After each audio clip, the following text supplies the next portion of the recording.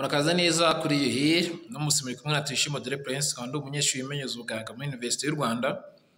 Nkaba ngira ngo tuganire ku kintu mugenzi wacu yatubajije, avuga ati mudusobanurire ikintu kiba iyo umuntu aryamye, mbese akaba yagira ngo tumusobanurire akamaro ko kuryama ubundi ni akahe mu buzima bw'umuntu.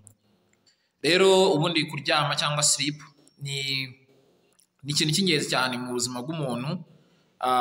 Impamvu ari ingenzi si ukubera kuryama bituma turuhuka gusa, hari n'ibindi bintu byinshi biba mu mubiri w'umuntu iyo aryamye, kandi ibyo bintu bikaba bitaba igihe ataryamye. Rero ubundi iyo umuntu aryamye, ubushakashatsi buvuga yuko hari amafezi atandukanye ubwonko bucamo kugira ngo buruhuke. Ayo mafezi bavuga yuko abashakashatsi bakaba bavuga neza yuko buriya niba uryamye amasaha 8 ntabwo biba bisobanuye yuko ayo masaha 8 yose yagize akamaro ko kuruhuka. Mu by'ukuri hari ibyo bita REM sleep na non-REM sleep, akaba ari igihe umuntu arotera n'igihe aba asinziriye biri deep cyane, yagiyemo mo imbere mu gusinzira cyane. Icyo gihe akaba aribwo aba ari kuruhuka nyine. Rero ubwonko bugira igihe gitandukanye iyo uryamye cyo kuruhuka. Hari igihe nyine bugira cyo kuruhuka, ariko hari n'igihe waba usa nkaho bufite akazi kenshi buri gukora, nubwo twebwe tuba twisinziriye nyine twumva nta kintu kiri kuba.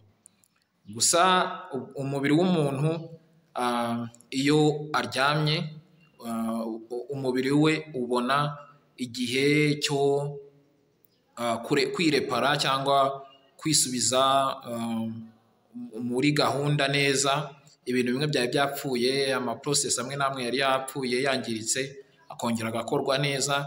Niba ari ingingo z'umubiri zimwe na zimwe zitakoraga neza, mbese umubiri ugakora nka reparation nyine, kwisubiranya. Mbese niba ari uturemangingo duto duto twangiritse tudafite umumaro, umubiri ukadukuramo mu maraso cyangwa ahandi hose mu mubiri, noneho hagasigara ibikora neza bifitiye akamaro nyine umubiri.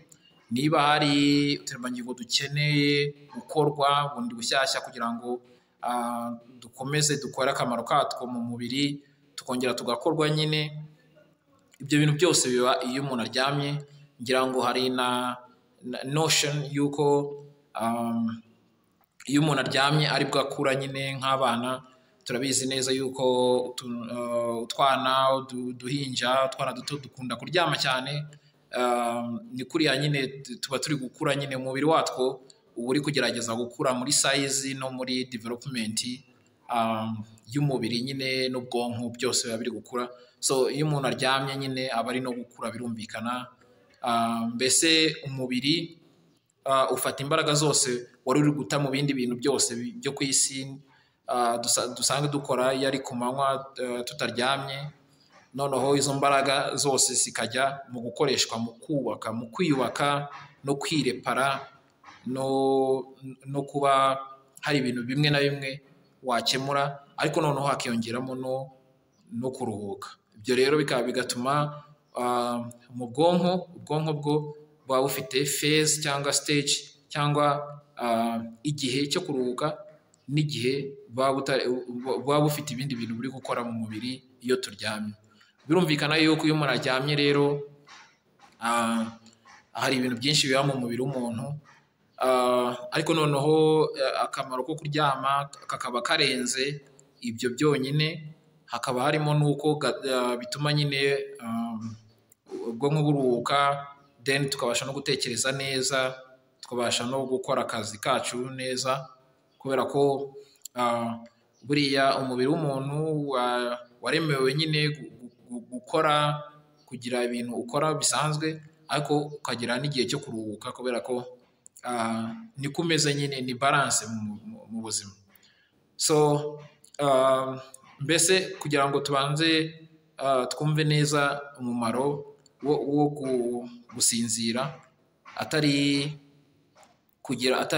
kuruhuka gusa, tugomba no kumva biological processes cyangwa ibintu biri biologique biba biri kuba mu mubiri wacu ahantu hose no mu bwonko igihe turyamye, akaba ari ibintu byinshi.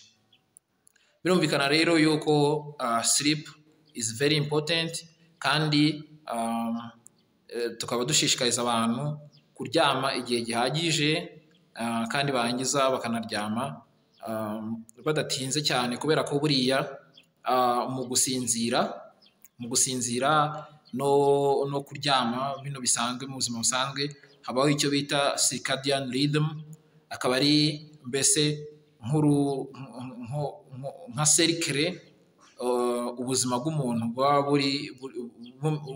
buzingiyeho mu buzima nyine buri munsi. Iyo cercle uwo muntu akaba agomba kuyizenguruka buri munsi. Iyo cercle rero ikaba imeze gutya, akaba ari igihe umuntu aba akanuye mu gihe umuntu ataryamye.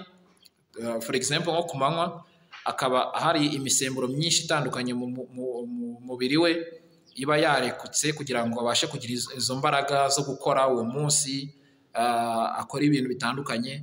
Noneho nijoro igihe tuba dutangiye kunanirwa, ya misemburo iragabanuka. Iyo misemburo akaba ari imisemburo nyine itera stress, iragabanuka. Noneho umuntu agatangira kumva afite ibitotsi. Niyo mpamvu cyagiye saa yine iyo zigeze saa 5 utangira kumva nyine ufite ibitotsi byinshi cyane, noneho ukajya kuryama. Ni ya misemburo ibi kugenda igabanuka, ya misemburo itera stress mu mubiri, nyine aga stress kari healthy kugira ngo ubashe gukora ibyo ugomba gukora buri munsi, iba iri kugabanuka. Iyo igabanutse rero gutyo nyine guhera hajeho umwijima nijoro, guhera mu saa 12 saa 1 kuzamuka gutyo igenda igabanuka. Iyo igabanutse noneho ugera ugasinzira. Iyo usinziriye noneho umubiri ukora bya bindi byose twavuze mbere, umubiri nyine uba uri gukora iyo uryamye, iyo usinziriye. Noneho iyo ugeze mu gitondo rero, ya misemburo harimo iyo misemburo akaba harimo nka cortisol n'amakatecholamines.